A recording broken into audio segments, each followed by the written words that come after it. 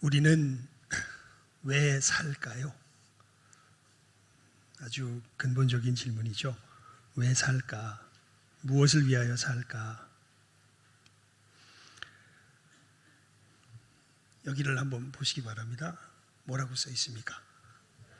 제자를 삼아. 제자를 삼기 위해 삽니다, 사실. 네, 그게 무슨 말인가요? 여러분, 한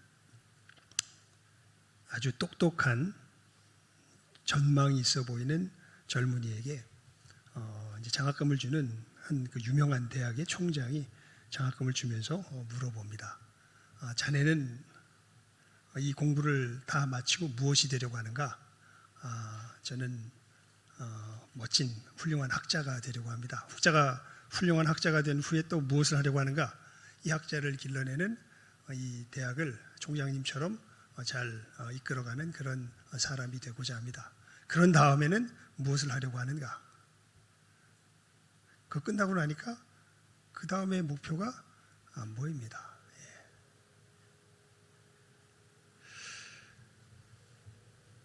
여러분, 우리가 별 의심 없이 삼고 있는 삶의 목표를 가만히 살펴보면요, 사실 상당히 허무합니다. 저희 아버지에게 한번 예전에 물었던 기억이 나요. 아버지가 우리나라 영어 번역계에서는 그래도 꽤 이름이 있으셨던 분이셨습니다. 아버지 저기 은퇴하시고 나서 뭐 하실 거예요? 내가 했던 거 정리나 한번 해볼까? 정리 안 하시더라고요. 예, 정신 못 하시고 그냥 지금은 아예 책이라는 건 물론 지금 이제 나이가 드셔서 보실 수도 없지만 어떤 면에서 보면은 정말 저분이 영어 번역을 하셨던 분인가 싶을 정도로 아무런 상관없는 삶을 살아가시는 것을 보게 됩니다. 무엇을 말씀드리냐면 정말 우리가 우리의 삶 속에서 진실하게 남기는 것이 무엇이 있을까요? 이 땅 가운데서 우리가 살아가면서 끝까지 남는 것이 무엇이 있을까요? 여러분 인생 속에서 정말 마지막까지 남는 게 무엇이 있을까요? 우리나라 사람들은요, 제 생각에는 이 온 국민의 공통적인 것 중에 하나가 뭘 남기기 원하냐면 집문서를 남기기 원하는 것 같습니다. 근데 그것도 결국 누구 게 아니에요. 내 게 아닙니다. 예. 여러분, 우리의 삶 속에서 진정 영원하도록 남는 것이 무엇이 있을까요? 가만히 생각해 보면요, 다른 것 없습니다. 결국엔 영혼이 영원하지요. 그 영혼에 관한 일이 영원히 남습니다. 영혼에 관한 일, 내가 예수 안에서 구원 얻는 그 일과 더불어서 나를 통하여서 예수님께로 돌아오는 그 역사, 그것만이 어떻게 남아요? 영원히 남아요. 다른 것들은 다 어떻게 돼요? 다 사라져 버립니다. 내가 그렇게 철석같이 소중하게 여기고 이것만 있으면은 내가 정말 다른 원이 없겠다 싶었던 많은 것들, 여러분은 가만히 생각해 보십시오. 어떤 것도 제대로 남아있는 것이 아무것도 없습니다. 심지어 지식도 마찬가지죠. 저희 아버지를 보면 제가 많이 느낍니다. 여러분, 다시 한번 분명히 마음속에 깨달아 하실 수 있기를 바랍니다. 이 말이 새겨지길 바랍니다. 우리가 왜 사냐면요, 그래서 예수님께서 그 지상명령이 그거예요. 그러므로 너희는 가서 모든 족속으로 어떻게 해요? 제자를 삼아 아버지와 아들과 성령의 이름으로 세례를 주고 내가 너희에게 분부한 모든 것을 가르쳐 지키게 하라. 사도 바울이 고린도 교회 성도들을 향해서 그런 이야기를 합니다. 나의 하나님 앞에서의 유일하게 남는 것이 무엇이냐? 바로 복음을 전하여 하나님께로 돌아온 너희가 아니더냐. 그러니까 사도 바울이 정말 끝까지 하나님 앞에서 영원토록 남는 그 유일한 것은 누구라는 거예요? 복음으로 말미암아, 내가 전한 복음으로 말미암아 돌아오게 된 너희라는 것이죠. 왜냐하면 이 세상 모든 것들은 다 사라집니다. 하지만 뭐는 안 사라져요? 우리는 안 사라져요. 여러분, 대한민국도 어떻게 될까요? 사라질 겁니다. 예수님 오시기 전에 뭐 존재한다면 모르겠지만 역사가 계속 진행된다면 조선이 망했듯이 대한민국도 어떻게 될까요? 망할 겁니다. 이 세상 지속됐던 나라 중에 계속 지속된 나라가 있습니까? 없습니까? 없습니다. 다 망합니다. 그런데 누구는 없어지지 않아요. 우리 개인 한 영혼은 언제까지 존재합니까? 놀랍게도 영원 무궁히 존재합니다. 그 지옥, 여러분 지옥 가는 것이 오해하지 마시기 바랍니다. 지옥 가는 것이 우리 존재가 없어진다는 뜻이 아닙니다. 지옥은 우리의 존재가 영원히 지옥에서도 유지가 돼요. 그런데 정말 그가 지옥이라 문제가 되는 것이죠. 하나님께서 우리를 하나님의 형상을 따라 지으셨습니다. 우리는 뭐 하지 않아요? 존재가 없어지지 않아요. 우리는 영원하게 존재하는 그러한 하나님의 특별한 형상을 따라 지음을 받은 피조물들입니다. 그래서 이걸 알고 사는 사람은 정말 복이 있는 사람들이에요. 결국 나는 왜 사나? 왜 사는 거예요? 한마디로 말하면, 그래서 이걸 확실하게 새겨둘 수 있게, 여러분 우리가 왜 삽니까? 이 땅에서 살아가는 이유가 뭐예요? 저기 한번 읽어볼까요? 시작. 제자를 삼아. 제자 삼기 위해서 사는 거예요, 사실은. 여러분이 가지고 있는 직업, 여러분이 받은 교육, 여러분이 만나는 모든 사람들, 여러 상황들이 사실은 왜 하나님께서 나를 이러한 삶의 여정을 거쳐서 이러한 사람들을 만나게 하시며 이러한 교육을 받고 이러한 가정에서 자라게 하셨는가? 많은 사람들이 막 자기가 흙수저인 것을 슬퍼하고 금수저가 아닌 것을 되게 막 힘들어하고 이러는 것이 지금 우리들 사회의 어떻게 보면 분위기 아닙니까? 그런데 예수 안에 있으면요, 내가 흙수저냐 금수저냐는 그렇게 중요한 게 아닙니다. 사실은 왜 나를 흙수저로 태어나게 하셨고 왜 나를 금수저로 태어나게 하셨냐면 그 삶의 여정을 통해서 만나는 그 사람들을 뭐하게 하시려고? 제자 삼게 하시려고. 그래서 모든 사람이요 다 이 부분에 있어서는 하나님 앞에서 똑같은 출발선 위에 서 있습니다.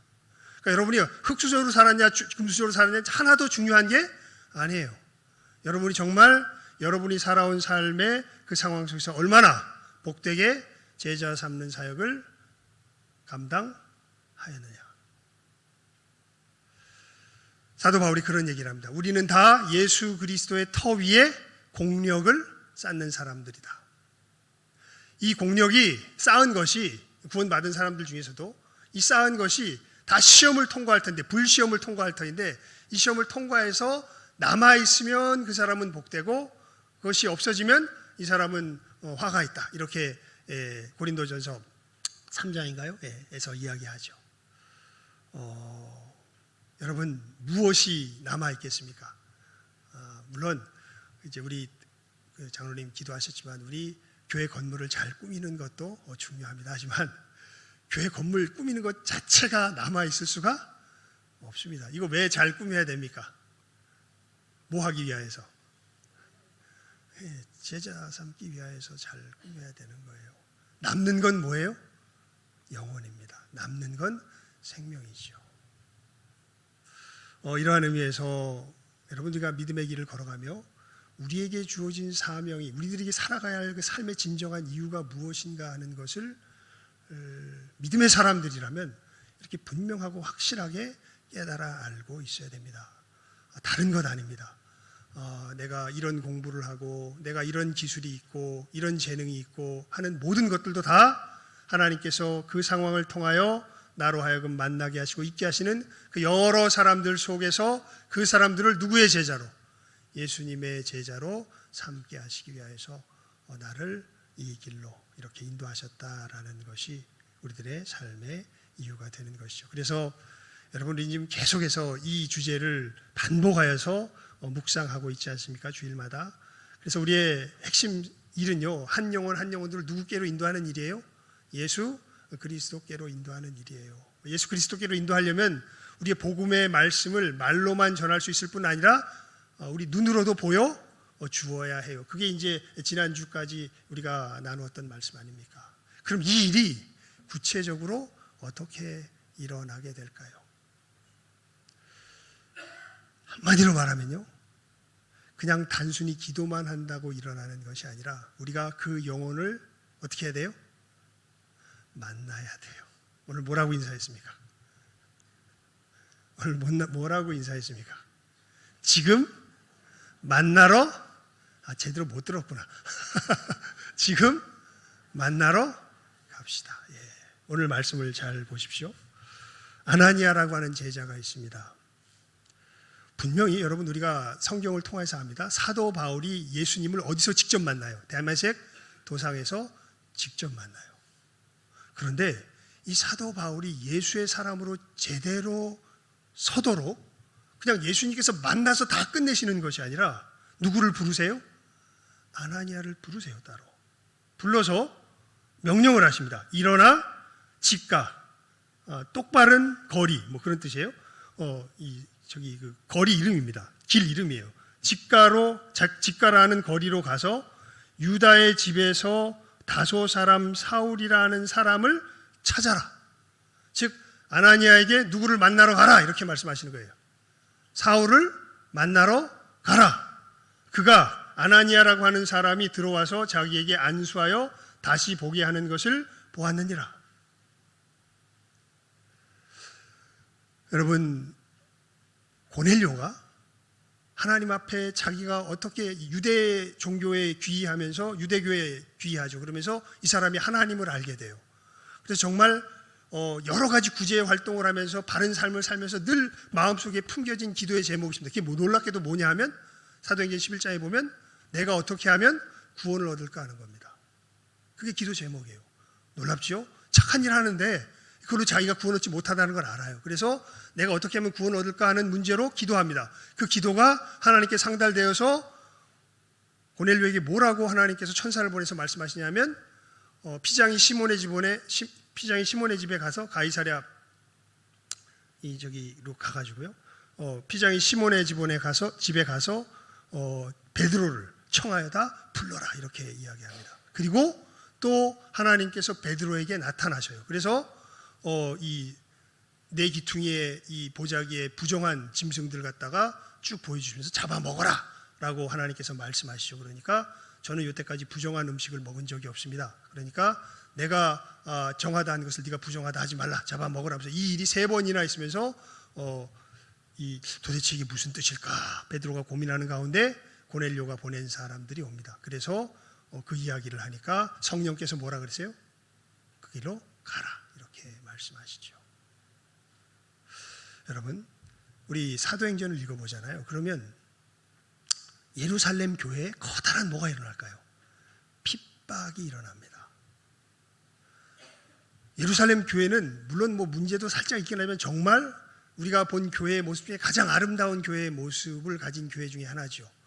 유무상통하며 정말 사도들의 가르침을 받아 예배하며 순전한 마음으로 떡을 떼고 자기의 물건을 자기 것이라고 안 하며 여러 사람들이 나누며, 물론 나누는 과정 가운데 조금 문제도 생기긴 하지만 정말 그 사람들이 살아가는 모습을 주변 사람들이 보고서 야, 쟤들은 정말 놀라운 삶을 살아가는구나 라는 흠모함과 두려움까지 느끼게 했던, 정말 뭐랄까요,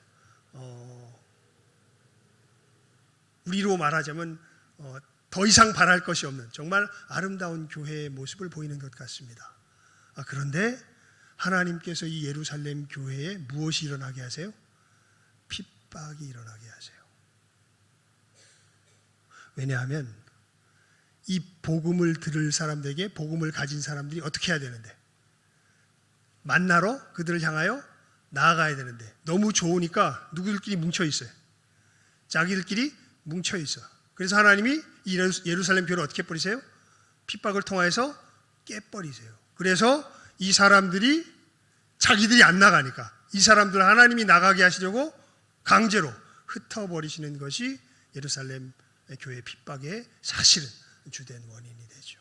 왜냐하면 여러분, 한 영혼이 주님께로 돌아오기 위해서는 복음을 품은 그 사람들이 그 영혼을 뭐 하는 게 꼭 필요해요? 만나는 것이 꼭 필요합니다.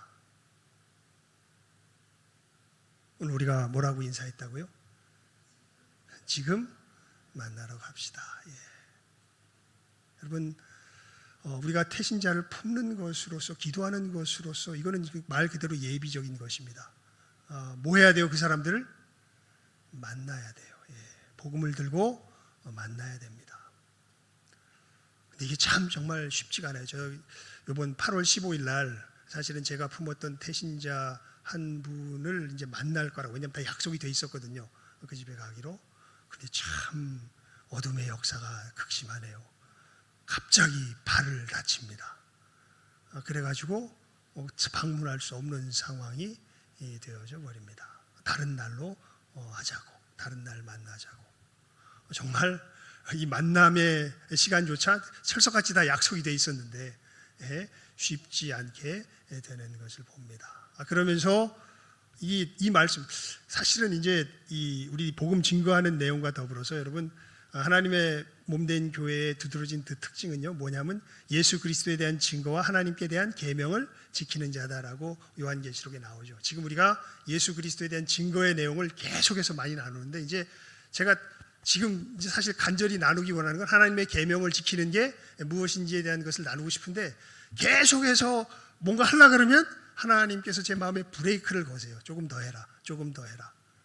아마 오늘이 이 얘기에 대한 어떻게 보면 일단은 일단락이 되지 않을까 싶은데, 그러면서 제일 마음에 지금 걸림으로 남아있는 게, 야, 너희들 태신자는 품긴 품는데 이 사람들이 그 사람들을 만나러 갈까? 그걸 한번 점검해 봐야 된다. 이런 이제 마음을 하나님께서 주신 것이 분명합니다. 그래서 이 말씀이 계속해서 마음에 떠오르더라고요. 하나님께서 누구를 부르셔요? 아나니아를 부르셔서 누구를 만나러 가게 하세요? 사도 바울을, 지금은 사도 바울이 아니죠, 핍박자 사울을 만나러 가게 하시는 것을 보게 됩니다. 그러면서 여러분, 이 만남의 이 상황 속에서 늘 우리가 겪게 되는 어려움이 있는 것을 우리가 예상을 해야 됩니다. 오늘 말씀에도 나오죠. 아나니아가 주님께서 가라 그러는데 아나니아가 뭐라 그럽니까? 예수님, 이 사람에 대해서는 제가 여러 사람에게 들었는데요, 이거 우리 저기 잡아다가 핍박하는 정말 위험한 사람입니다.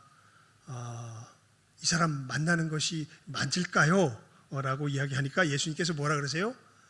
아니다. 이 사람은 이방인과 임금들과 이스라엘 자손들에게 내 이름을 전하기 위해서 택한 내 그릇이다.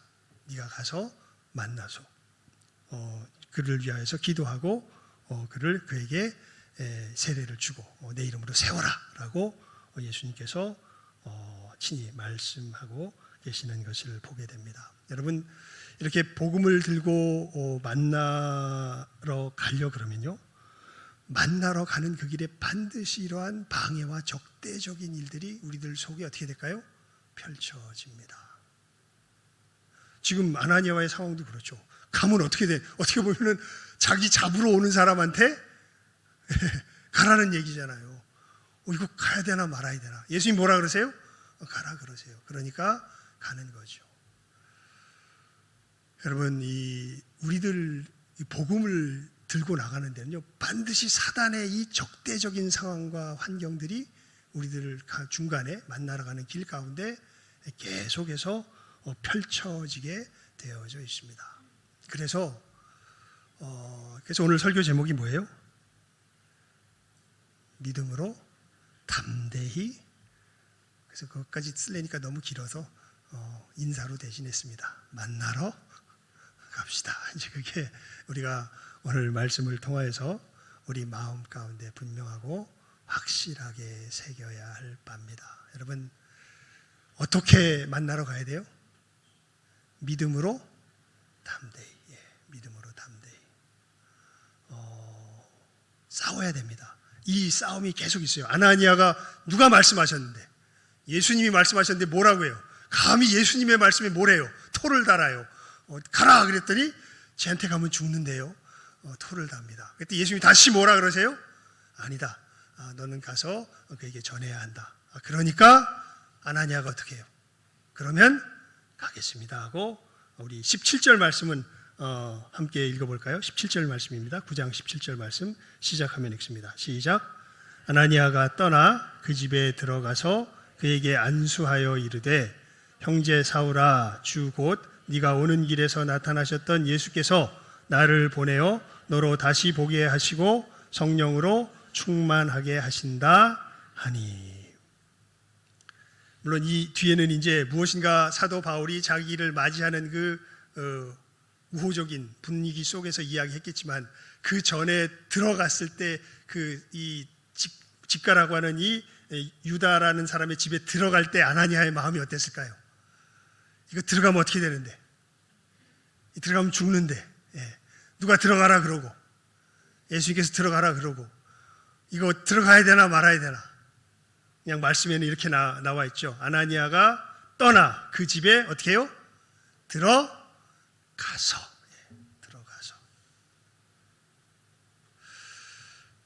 그래서 여러분, 정말 기도의 시간이 정말 중요합니다. 오늘 말씀에 보면 이 16절까지의 말씀이 사실은 아나니아가 주님과 뭐 하는 과정이에요?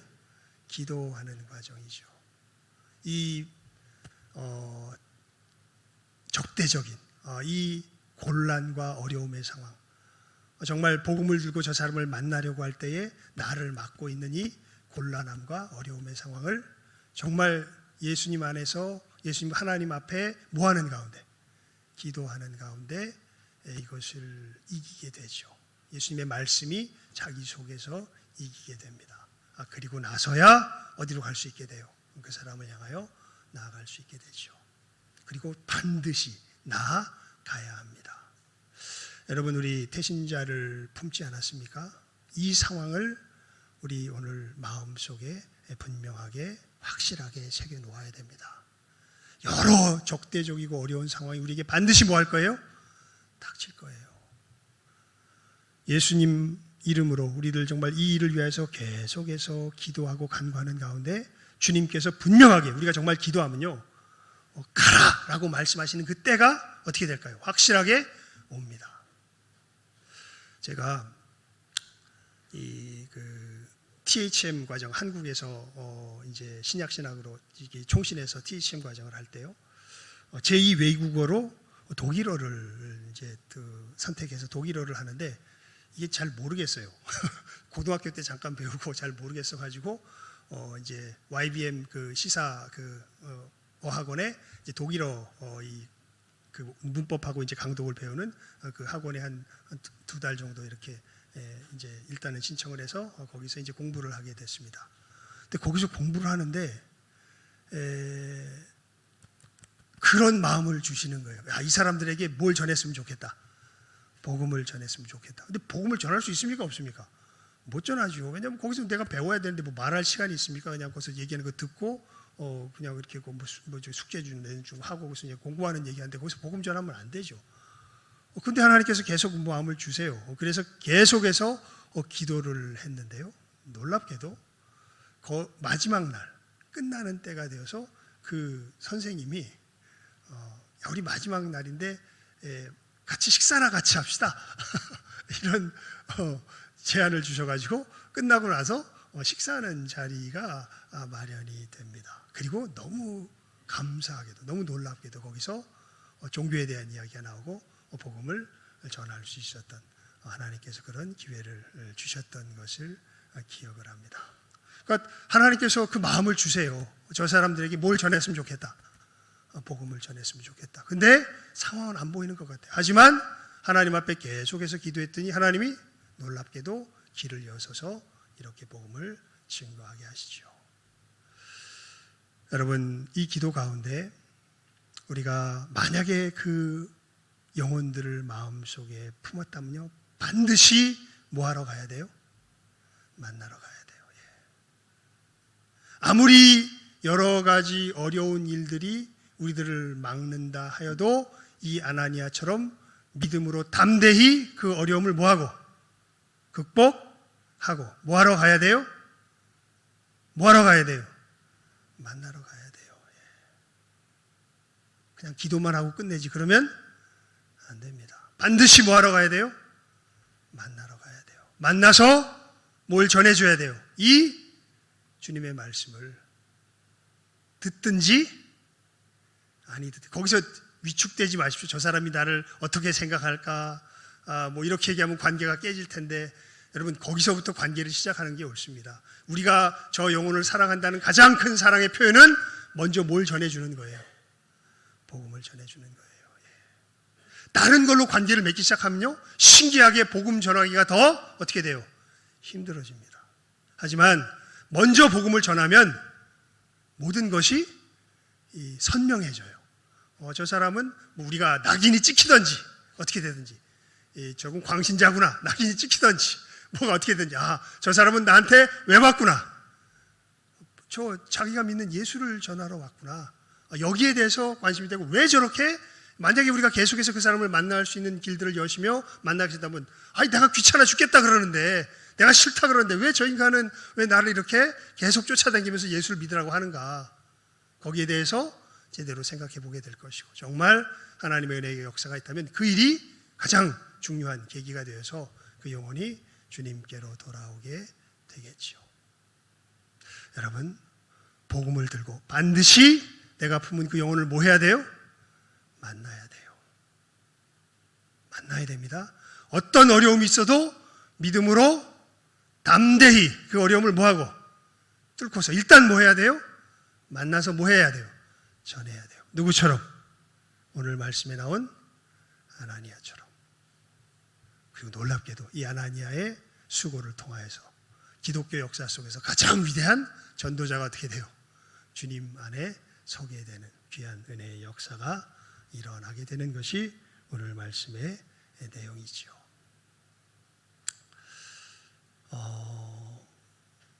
여러 상황들이 펼쳐지는 것을 봅니다.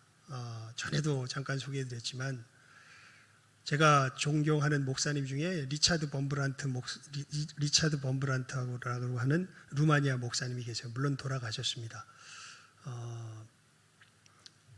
VOM이라고 하는 Voice of Martyr라고 하는 순교자들의 소리라고 하는 단체를 만드셔서 세계 모든 나라 속에서 핍박받는 그리스도인들을 돕는 그런 단체를 만드신 분이 이 리차드 범브란트 목사님인데요. 이분은 출신이 유대인입니다. 유대인도 특별히 유대인 랍비 집안의 출신이에요. 그래서 그 젊은 시절에 굉장히 똑똑한 사람이에요. 젊은 시절에 이 사업적인 수완이 너무 뛰어나가지고 어마어마한 돈을 벌었던 사람입니다. 그런데 그만 이 폐결핵이 걸려서 사실은 이제 자기 생명, 그 당시에는 그 2차 세계대전 그 당시 그쯤이니까요.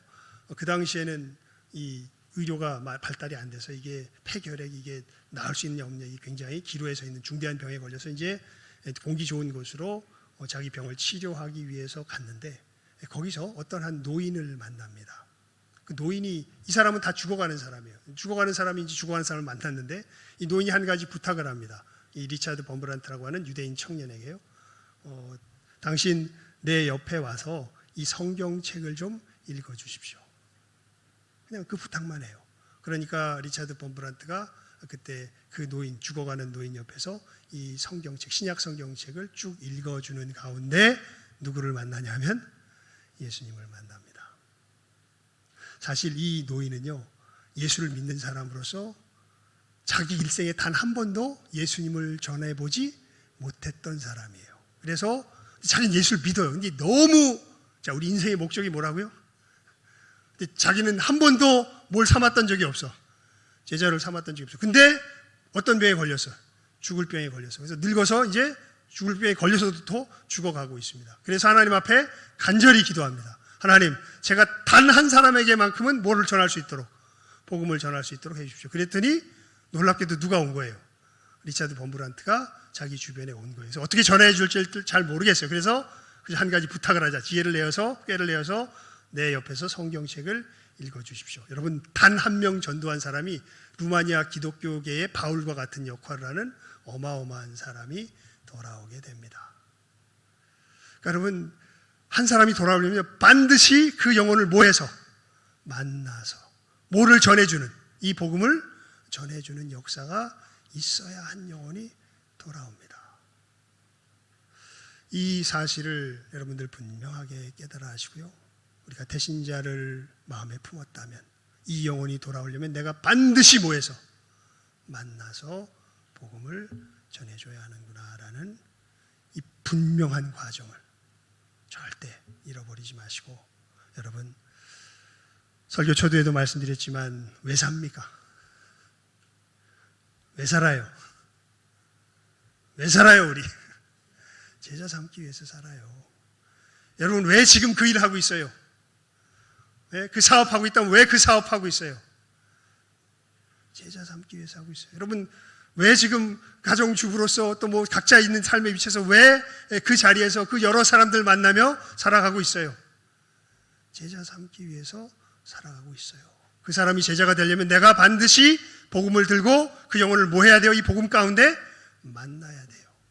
이 확실한 역사가 있어야 한다는 것 마음속에 분명하게 새기시고, 이 복된 제자 삼는 주님 우리에게 주신 이 삶의 이유의 걸음을 확실하고 분명하게 걸어가실 줄 아는 이 시간 함께하는, 특별히 이번 우리 태신자 품고 전도하는 이 훈련의 기간 속에 여러분 이 말씀 헛되이 듣지 마시고요, 반드시 마음에 새기시면서 꼭 순종하고 실천하시기 바랍니다. 그래서 정말 한 영혼 한 영혼들을 우리 신성교회 가운데 주님의 이름으로 빠르게 인도하여서, 아까 우리 준비 찬송에 그런 가사가 있었죠. 주에게 부탁 후렴입니다. 하신 일 천사도 흠모하겠네. 우리에게 주신 일이 뭐예요? 화목해 하라신. 그 다음이 뭐죠? 갑자기 잊어버렸다. 제가 볼게요. 508장인데 화목해 하라신 구주의 말씀을 온 세상 널리 전하세. 예수의 제자가 된다는 건 누구와 화목하게 된다는 거예요? 하나님과 화목하게 된다는 것이죠. 이 귀한 생명을 나누는 복된 걸음들, 확실한 걸음으로, 희미한 걸음이 아니라 그냥 어떻게 되겠지가 아니라, 그래서 그냥 아주 노골적으로 구체적으로 하나님께서 이 시간들을 통해서 말씀하시잖아요. 너희들 일단 뭘 전해야 된다? 복음을 전해야 된다. 그래서 단순히 말로만 전해질 것이 아니라 너희들 삶 가운데 그것이 보여져야 된다. 그리고 이 복음을 든 너희들이 그 복음 전할 영혼들을 향해서 직접 어떻게 해서 나아가서 뭐 해야 된다? 만나야 된다. 만나서 뭐 해야 된다? 전해야 된다. 너무 분명하게 가르쳐 주시잖아요. 여러분 핑계 낼 게 없습니다. 하느냐 안 하느냐, 순종하느냐 거역하느냐, 이 길이 남아있는 것이죠. 이 순종의 걸음 확실하게 믿음으로 담대히 걸어가실 줄 아는 이 시간 함께하는 우리 모든 귀한 영혼들 다 될 수 있기를 주님의 이름으로 축원을 드립니다. 기도하겠습니다. 하나님 아버지 감사합니다. 믿음으로 담대히 하나님께서 우리에게 품게 하신 귀한 영혼들을 향하여 복음을 품고 만나러 가는 참으로 저희 모든 복된 영혼들 되게 하여 주시옵소서. 한 영혼이 주의 품 안으로 주님의 제자가 되기 위하여서 이 만남의 역사가, 복음을 든 자의 이 귀한 확실한 만남의 역사가 꼭 필요한 것을 사도행전의 여러 상황들을 통하여서 주님께서 우리들에게 분명하게 보여주시며 교훈하여 주십니다.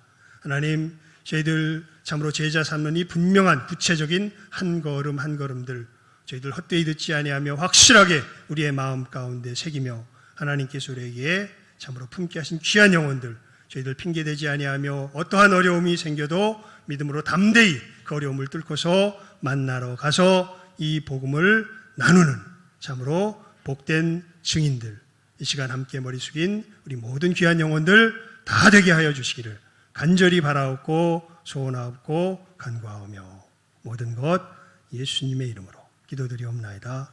아멘.